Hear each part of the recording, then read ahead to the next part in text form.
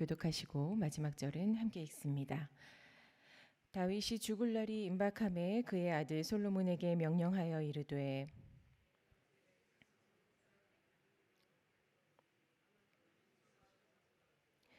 내 하나님 여호와의 명령을 지켜 그 길로 행하여 그 법률과 계명과 율례와 증거를 모세의 율법에 기록된 대로 지키라. 그리하면 내가 무엇을 하든지 어디로 가든지 형통할지라.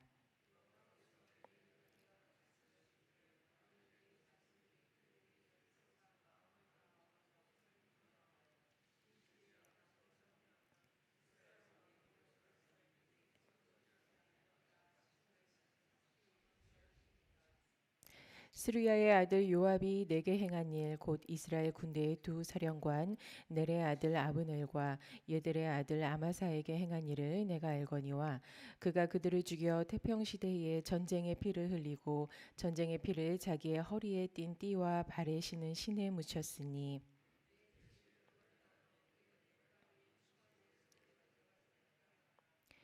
마땅히 길르앗 바르실레의 아들들에게 은총을 베풀어 그들이 내 상에서 먹는 자 중에 참여하게 하라. 내가 내 형 압살롬의 낯을 피하여 도망할 때에 그들이 내게 나왔느니라.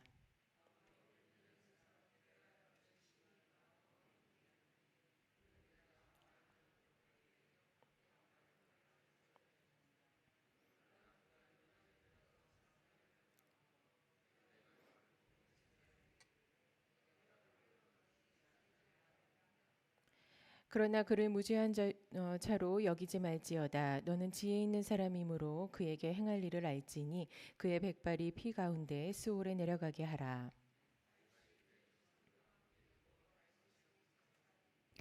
다윗이 이스라엘 왕이 된 지 40년이라 헤브론에서 7년 동안 다스렸고 예루살렘에서 33년 동안 다스렸더라. 함께 읽습니다. 솔로몬이 그의 아버지 다윗의 왕위에 앉으니 그의 나라가 심히 견고하니라. 아멘. 거룩과 경건으로 싸우라라는 제목으로 말씀을 함께 나눕니다. 오늘 다윗의 유언을 함께 봅니다.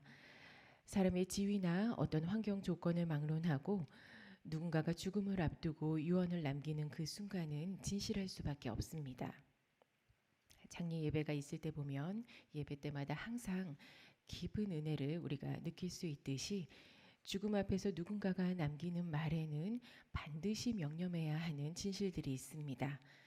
그래서 자기 목숨과도 같은 아들에게 목숨을 바쳐 지켜온 나라를 어떻게 다스려야 하는지 알려주는 다윗의 오늘 말씀은 특히 더 주목해 볼 필요가 있습니다. 아들에게는 이렇게 해야 하나님의 도우심 가운데 나라를 다스릴 수 있다라고 말하면서 또 우리에게는 이렇게 싸워서 승리하는 것에 우리 하나님의 방법이 있다라고 가르쳐 줍니다. 다윗이 우리에게 남기는 첫 번째 메시지는 거룩과 경건으로 대장부가 되라입니다. 다윗이 솔로몬에게 왕으로서의 자질과 치리에 대한 당부의 말을 남기고 있는데 오늘 본문은 제왕학이라기보다는 우리 모든 성도가 붙들고 가야 하는 십자가의 길, 즉 하나님 안에서 승리하는 방법을 가르쳐주고 있는 말씀입니다. 특히 오늘은 안으로는 하나님의 것으로 채우고 밖으로는 채운 것을 이 땅에 풀어내는 지혜로서 이기는 방법을 소개합니다. 다윗의 권면으로 힘써 대장부가 되라라는 명령이 나옵니다. 여기서 중요한 건 대장부처럼 강하게 되는 방법입니다. 먼저 여호와의 명령을 지키라는 방법을 소개하고 있습니다. 3절입니다.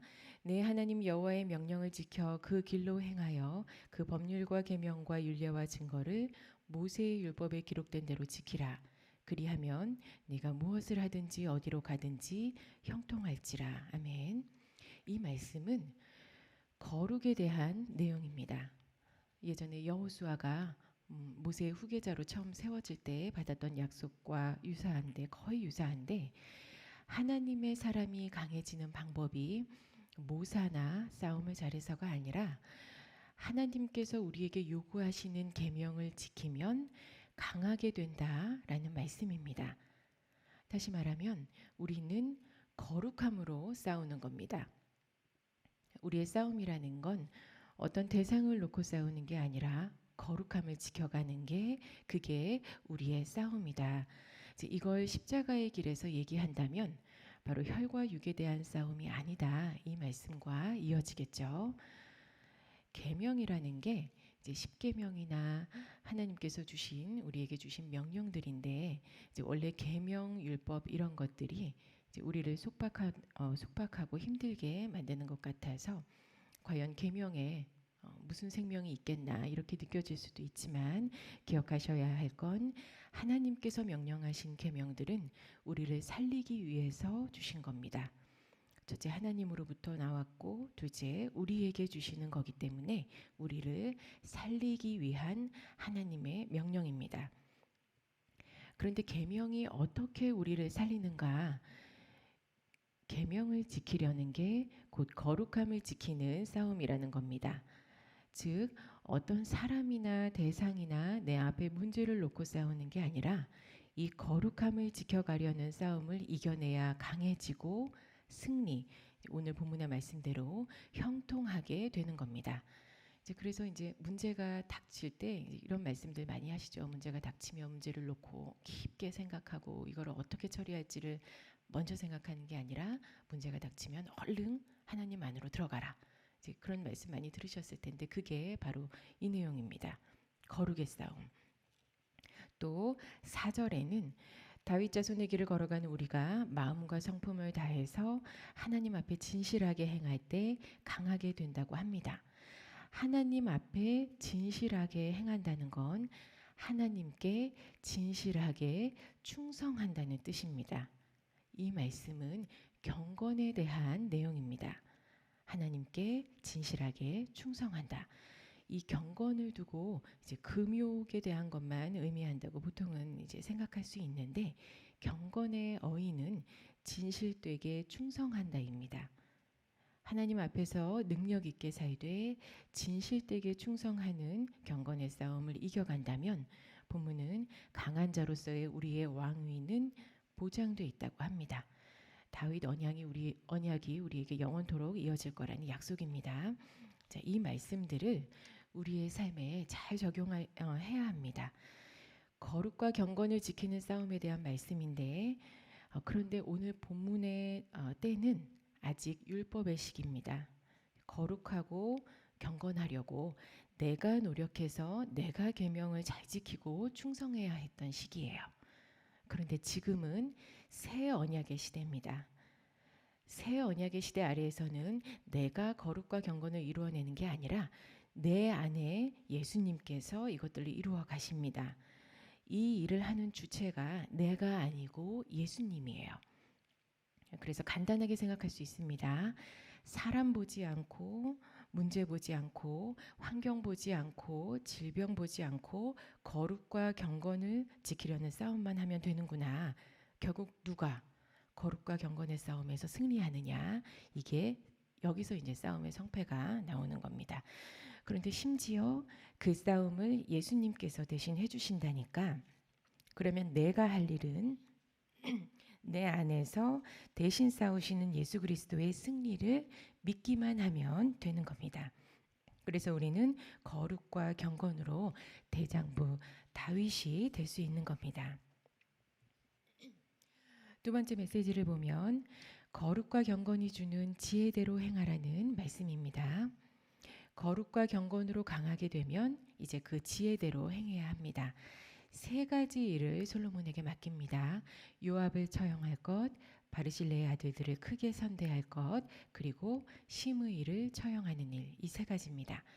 선대하는 것을 제외하고는 과거 일에 대한 보복성 있는 처형인 것 같지만 사실 이 세 이야기는 거룩과 경건으로 싸워왔던 대장부 다윗의 지혜를 드러내는 유언입니다. 먼저 요압, 다윗이 겪어온 질곡의 세월 동안에 다윗을 제일 가까이에서 조력했지만 하나님의 역사는 요압의 인생을 선으로 결론짓지 않습니다. 그가 하나님과 다윗을 위해 살아온 인생에 대해서도 성경은 선대하지 않습니다. 되려 성경은 그에게 죽음이라는 형벌을 내립니다. 다음 바르실레는 다윗이 어려웠을 때 큰 도움을 베풀어 준 존재입니다. 다윗을 도왔던 일과 그것에 대한 호의를 거절했던 것 모두 대단한 믿음의 결정이었습니다. 마지막으로 시므이를 처형하라고 합니다. 시므이는 베냐민 지파 사람으로 사울 왕 쪽의 사람입니다. 다윗이 힘든 시기에 저주하고 조롱했는데 다윗의 용서는 받았지만 하나님의 역사는 이 베냐민 지파 시므이에게도 죽음이라는 형벌을 내립니다. 실제 솔로몬이 시므이를 처형하고 난 후에 왕권은 완전하게 솔로몬에게 집중됩니다. 이제 그런데 보면 다윗이 요압을 처형해라 그리고 시므이도 처형해라 하는 결정에 대해서 그 내리는 결정에 대해서 주목해 볼 필요가 있습니다. 만약에 다윗 눈앞에 요압과 시므이를 놓고 어떻게 하고 싶냐 이렇게 물어본다면 다윗은 그 즉시로 용서하겠다고 말할 겁니다. 아마 반사적으로 길게 생각하지도 않고 바로 용서하겠다고 대답할 것 같습니다. 다윗이 온유하거나 아니면 인격적으로 훌륭해서 그렇게 말할까요? 아마 다윗의 마음은 그런 어려움을 겪을 때도 이제 풀어지지는 않았던 것 같습니다. 시편을 보면 다윗도 자기를 대적하는 자들에 대해서 심하게 저주하고 벌받기를 원하고 온갖 무서운 감정의 말들을 토로합니다. 그런데 특별한 건 다윗은 하나님께만 토로합니다. 그리고 자신의 감정에 따라서 권력을 휘두르지 않습니다. 다윗은 하나님이 무서워서 함부로 행동하지 않는 걸 넘어서서 우리의 싸움이 사람 간의 싸움이 아니라 누가 얼마만큼 거룩과 경건을 붙잡았느냐에 따라 승패가 달려있다는 것을 알고 있었던 거예요. 이게 지혜입니다. 이제 설사 내 마음은 불편하더라도 나는 인격이 완벽하지 않더라도 계속해서 용서해왔고 또 다윗은 계속해서 시간이 더 있었다면 앞에서도 계속해서 용서했을 겁니다. 그걸 어떻게 아느냐? 다윗은 계속해서 승리했거든요.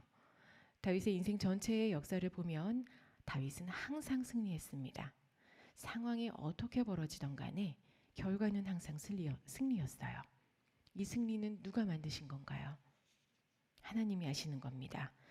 다윗도 그 지혜를 깨달았기 때문에 요압과 시므이를 자기 당대에 처리하지 않은 겁니다.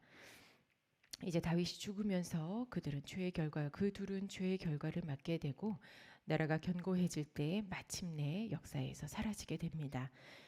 정말 사랑하는 아들에게 정말 사랑하는 나라를 맡기면서 하나님과 함께 일하는 지혜가 어떤 건지 실제 모델로 보여주는 장면입니다. 거룩과 경건의 싸움이라는 것을 꼭 기억하시기 바랍니다. 내 안에 예수님께서 내가 거룩하도록 일하신다는 것을 믿고 그분께 충성한다는 경건을 절대 놓치지 마시기를 바랍니다. 이때 우리가 승리하게 됩니다. 거룩과 경건이 주는 지혜는 항상 우리가 어떻게 행해야 하는지를 가르쳐 줍니다. 오늘 함께 다 같이 기도하실 때 오직 거룩과 경건을 위해 싸우는 우리에게 어떻게 행해야 하는지의 지혜를 구체적으로 주시기를 함께 기도하겠습니다. 하나님께서는 이 새벽에 이렇게 모인 우리를 다 돌아보시고 절대 새벽에 그냥 돌려보내지 않으세요. 그 하나님 믿으시면서 승리와 지혜 오늘 풍성히 받아가시는 우리 귀한 성도분들 되시기를 간절히 소원합니다. 기도하시겠습니다.